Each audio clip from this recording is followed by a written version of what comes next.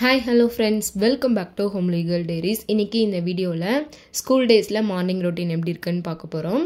Simple recipes தான் செஞ்சுருக்கேன். So அதை வந்துட்டு ஸ்க்ரீனில் வந்து மென்ஷன் பண்ணியிருக்கேன். அது வந்து ரியல் சவுண்டோட எப்படி இருக்குன்னு பாருங்கள். நான் அப்படியே அப்புறமே கண்டினியூ பண்ணுறேன்.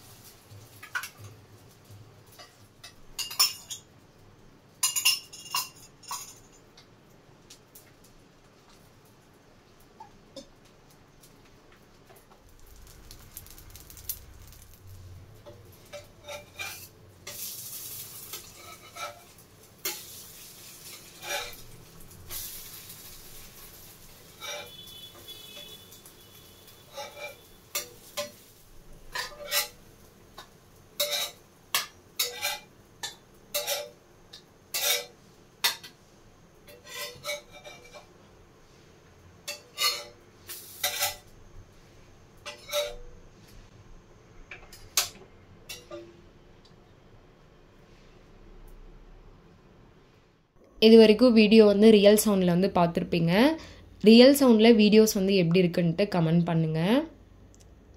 குக் பண்ணுற வரைக்கும் தான். அதுக்கப்புறம் அத்விக் ஸ்கூல் கிளம்பணும்ல, அப்போ எந்திரிச்சு வந்துட்டு அவன் ரெஃப்ரெஷ் ஆகிட்டு கொஞ்சம் நேரம் டிவி போட்டுப்பான். அப்போ வந்து அந்த சவுண்ட்ஸ்லாம் கேட்கும், காப்பிரைட் இஷ்யூ வரும். இதுக்கப்புறம் நம்ம வாய்ஸ் ஓவரில் வீடியோஸ் பார்க்கலாம்.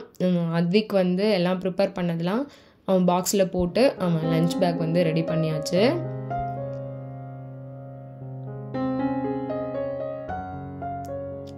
பிரேக்ஃபாஸ்ட்க்கும் போட்டு கொடுத்துட்டு வந்துட்டேன்.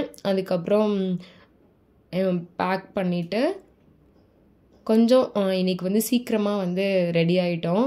ஸோ அதனால் கிச்சனில் கொஞ்சம் பாத்திரமும் இருந்துச்சு, அதெல்லாம் வாஷ் பண்ணிவிட்டு கிச்சனையும் கையோட ஃபுல்லாக க்ளீன் பண்ணிட்டேன்.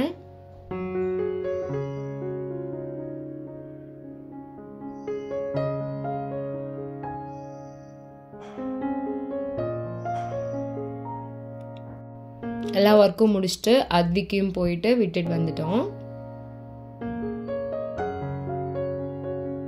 அதுக்கப்புறம் வந்து நானும் பிரேக்ஃபாஸ்ட் வந்து சாப்பிட்டு லஞ்சுக்கு வந்துட்டு ப்ரிப்பேர் பண்ணிகிட்டு இருந்தேன். என்னென்னா கீரை குழம்பு. அதுக்கு வந்து மண் சட்டியில் வந்து தண்ணி வந்து கொதிச்சிட்டு இருந்தது. அதில் வந்து பருப்பு போட்டு கொஞ்சம் நேரம் நல்லா வேகணும். நல்லா வெந்ததுக்கப்புறம் நம்ம நல்லா வாஷ் பண்ணி க்ளீன் பண்ணி வச்சுருக்கேன். எந்த கீரைனாலும் வந்து போட்டுக்கலாம். நான் வந்து அன்றைக்கி சிறுகீரை எடுத்திருந்தேன். அதை போட்டு நம்ம நல்லா அந்த பருப்போடு மிக்ஸ் பண்ணி கொடுத்துடணும்.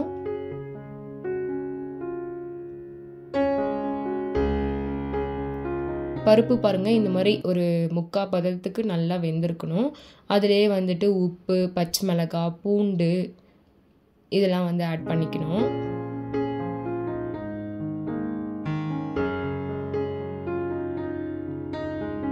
கீரையோட கலர் மாறாமல் இருக்க லைட்டாக வந்து ஆயில் ஆட் பண்ணிக்கலாம். இதெல்லாம் வந்து நல்லா குக் ஆகி வரணும். அப்போ தான் நம்ம கடையும் போது நல்லா ஈஸியாக இருக்கும், குழம்பும் வந்து டேஸ்ட்டாக இருக்கும். ஓகே, இது வெந்துட்டுருக்கட்டும். அதுக்குள்ளே நம்ம வாஷிங் மிஷினில் வந்து ட்ரெஸ்ஸும் வந்து நின்றுச்சு, அதை போய் காய போட்டுடலாம். வந்ததும் பருப்பும் நல்லா வெந்துச்சு. அதை வந்து இப்போ தாளிக்க போகிறோம். அதுக்கு எண்ணெய், கடுகு, வரமிளகாய், பச்சை மிளகாய், நான் வந்து பெரிய வெங்காயம் போட்டிருக்கேன், சின்ன வெங்காயம் கூட போட்டுக்கலாம், கருவேப்பிலை இதெல்லாம் போட்டு நல்லா வணங்கினதுக்கப்புறம் நம்ம ஆல்ரெடி வேக வச்ச கீரையை வந்து இதில் ஆட் பண்ணிக்கணும்.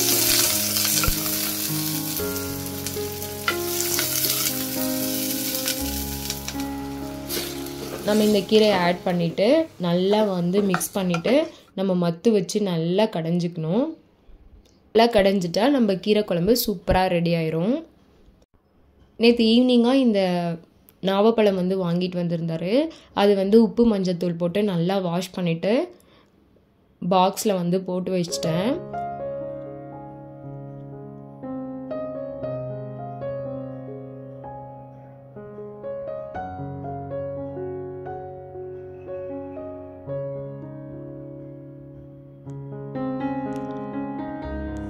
அதுக்கப்புறம் சாப்பிட்றதுக்கு கொஞ்சம் எடுத்து சாப்பிட்டு அத்விக் ஸ்கூல்லேருந்து வர டைம் ஆச்சு. அத்விக்கும் போய் கூட்டிகிட்டு வந்துட்டு லஞ்சுக்கு ஒயிட் ரைஸ், கீரை குழம்பு, அது கூட பாயில் எக் வச்சு சாப்பிட்டாச்சு. நைட்டு நல்ல மழை பிடிச்சிக்கிச்சு. அப்படியே சுட சுட இட்லியும் தக்காளி சாம்பாரும் ரெடி பண்ணிகிட்டு இருந்தேன். இது வந்து உங்கள் கூட குயிக்காக ஷேர் பண்ணிக்கிறேன். மிக்ஸி ஜாரில் ஒரு 3 தக்காளி ஆட் பண்ணிக்கோங்க. அதில் 1 ஸ்பூன் சோம்பு, ஒரு 2 பட்டை, 2 லவங்கம், அதுக்கப்புறம் ஒரு 4-5 பல்லு பூண்டு, ஒரு இன்ச்சு சைஸில் இஞ்சி, 1 ஸ்பூன் மிளகாத்தூள், 1 ஸ்பூன் மல்லித்தூள் ஆட் பண்ணி நல்லா கிரைண்ட் பண்ணிக்கோங்க. ஆக்சுவலாக இதில் வந்து தேங்காய் வந்து ஆட் பண்ணணும். தேங்காயும் கொஞ்சமாக பொட்டுக்கல்லையும் ஆட் பண்ணணும். நான் வந்து பொட்டுக்கல் ஆட் பண்ண காட்ட மறந்துட்டேன், தேங்காய் ஆட் பண்ணவே மறந்துட்டேன். பட் இருந்தாலும் தேங்காய் ஆட் பண்ணாமல் டேஸ்ட் வந்து சூப்பராக இருந்துச்சு. அதை வந்து நல்ல ஸ்மூத் பேஸ்ட்டாக அரைச்சிக்கலாம். இப்போ வந்து குக்கரில் தான் தாளிக்க போகிறோம். அதுக்கு ஆயில் விட்டுட்டு சோம்பு, ஒரு 2 பிரிஞ்சி இலை, அது கூடவே வந்து பச்சை மிளகாய், பெரிய வெங்காயம் இது நல்லா ஆட் பண்ணி நல்லா வணக்கி விடுங்க.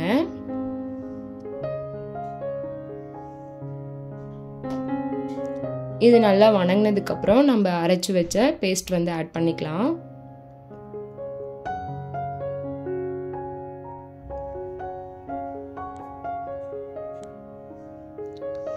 நல்லா இது மிக்ஸ் பண்ணி விட்டுட்டு இதுக்கு குழம்புக்கு தேவையான உப்பு, மஞ்சத்தூள் ஆட் பண்ணிக்கலாம்.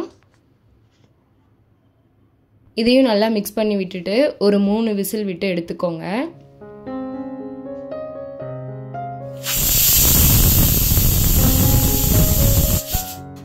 விசில் ஃபுல்லாக அடங்கட்டும். அதுக்குள்ளே நம்ம இட்லி வந்து ஊற்றிக்கலாம்.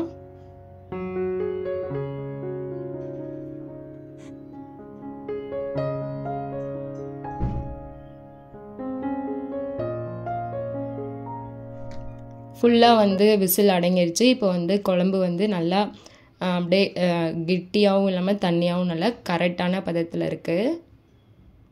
இப்போ வந்துட்டு கருவேப்பிலை கொத்தமல்லி தழை போட்டு நல்லா மிக்ஸ் பண்ணி கொடுத்தோம்னா சூப்பரான தக்காளி சாம்பார் ரெடி ஆயிரும். நம்ம இட்லியும் பஞ்சு போல் அப்படியே ரெடி ஆயிடுச்சு. அதில் அப்படியே இந்த தக்காளி சாம்பாரை சுட சுட ஊற்றி சாப்பிடும்போது செம்மையாக இருக்கும். வெளியும் வந்து சில்லுன்னு இருக்கும்போது இந்த மாதிரி சூடாக இட்லி சாம்பார் சாப்பிட யாருக்கெல்லாம் பிடிக்கும்னு கமெண்ட் பண்ணுங்கள். அவ்வளோதான், இந்த வீடியோட எண்டுக்கு வந்துட்டோம். இதுதான் என்னோட ரியலிஸ்டிக்கான ஃபுல் டே ரொட்டீன். இந்த வீடியோ உங்களுக்கு ஏதோ ஒரு வகையிலையாவது யூஸ்ஃபுல்லாக இருக்கும்னு நினைக்கிறேன். அப்படி யூஸ்ஃபுல்லாக இருந்தால் லைக் பண்ணுங்கள், ஷேர் பண்ணுங்கள், சப்ஸ்கிரைப் பண்ணுங்கள். அப்படியே பக்கத்தில் இருக்க பெல் ஐக்கானை டச் பண்ணுங்கள். தேங்க்ஸ் ஃபார் வாட்சிங். Bye bye.